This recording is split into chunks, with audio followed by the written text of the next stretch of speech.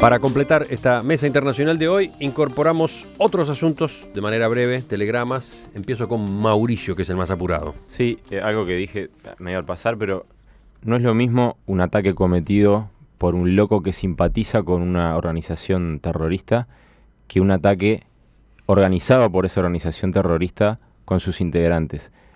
Más allá del horror que provoca cualquier atentado, cualquier ataque, hay una diferencia que con el tiempo, políticamente, es importante destacar. Y por eso mi telegrama va en el sentido de a veces cuidar los titulares de prensa. El ataque no fue cometido por el Estado Islámico, fue reivindicado por el Estado Islámico, que no es lo mismo. Fue cometido por un enajenado, un energúmeno, podemos decir, calificarlo de muchas maneras. Radicalizado. Un individuo radicalizado, obviamente inestable y con problemas mentales, y no es lo mismo, y hay que tener esa precaución que no es mínima al tratar estos temas. No, y además no olvidar, ¿Sí? sí, además no olvidar que fue un atentado cometido contra un boliche, un bar, un nightclub, de homosexuales, ¿no? Eso en particular. Y recordar que precisamente en este preciso momento en 70 países del mundo ser homosexual es ilegal, ¿no? Eso sigue ocurriendo hoy en el mundo. Nico, tú, antes de cerrar, ¿querés agregar algún comentario sobre este tema en concreto? No, ¿O tu telegrama va por otro lado? Sí, pero si quieren cierran los compañeros. El arte de las mesas es escucharnos todos, así que aguardo unos minutos. ¿Rafael? Sí, yo tengo un pequeño telegrama.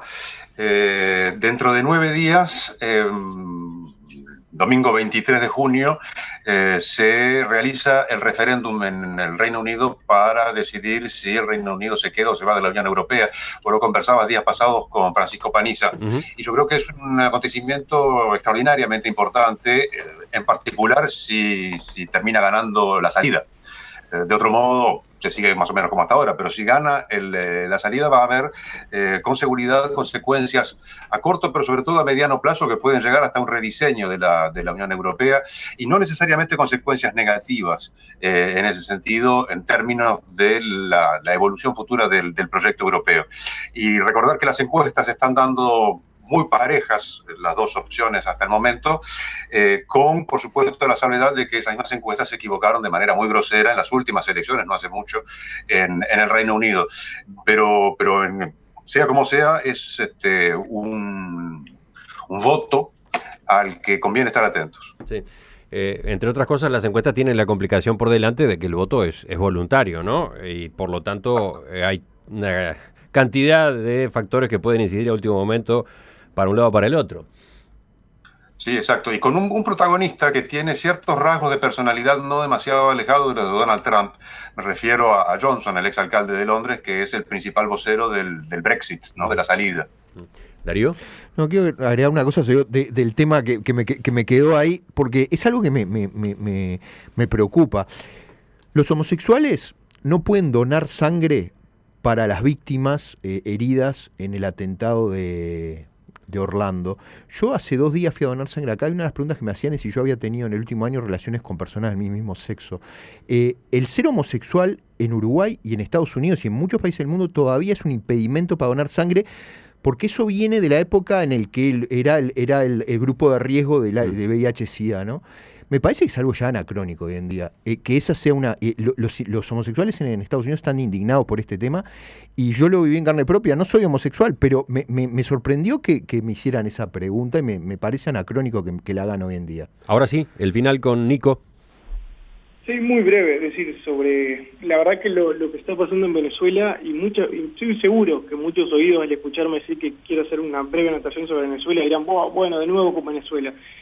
Pero parte del de nuevo es lo que nos está un poco apaciguando de ver que es un tema mucho más serio de que nos imaginamos, y que seguramente en los próximos años se empezarán a abrir estas tapas, y nos sorprendimos que éramos un poco testigos de estos procesos, ¿no? Es decir, hay muchas preguntas por el camino, pero en estos debates de que algunos se aburren, de que otros dicen que ya es un tema que es muy político, es decir, hay gente que está muriendo realmente. El déficit de camas es de 40.000 camas en los hospitales. Un país que oficialmente confirma que tiene una inflación de 700%. Entonces, ya yo creo que rompe los ojos, ya no es el tema de la Carta Democrática, porque la Carta Democrática no va a cambiar obviamente ni en un año Venezuela, pero sí por lo menos que quede en algún rinconcito de la historia que parte de la región le dijo usted no podía seguir así, tiene que cambiar, ¿no? Y el último punto, lo de Zapatero en esta mediación, yo creo que fue un ejemplo claro de que se está pisoteando la democracia. La respuesta de Maduro a la oposición fue, bueno, si ellos quieren, le cambio liberar presos políticos por no concretar el revocatorio antes de fin de año.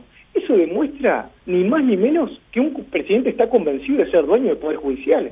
¿No se acordó a Castro cuando el colega de Darío de CNN le pregunta a Castro, en la isla, le pregunta, bueno, y usted habla tanto de estas libertades, pero tiene presos políticos? Y le dijo, dígame cuáles son los presos políticos que los libero esta noche. Todo después hubo chorros de tinta hablando de esto, ¿no? De los libero esta noche. Yo escuché poca gente como diciendo, ante nuestros ojos, nos estaba diciendo que ahí no importa la separación de poderes, que obviamente un presidente, electo no por el pueblo, es dueño del Poder Judicial porque en la noche está dispuesto a liberar los presos. Entonces, yo creo que nos estamos apaciguando demasiado a algo que nos puede costar incluso caro por el simple hecho de ser testigos silenciosos.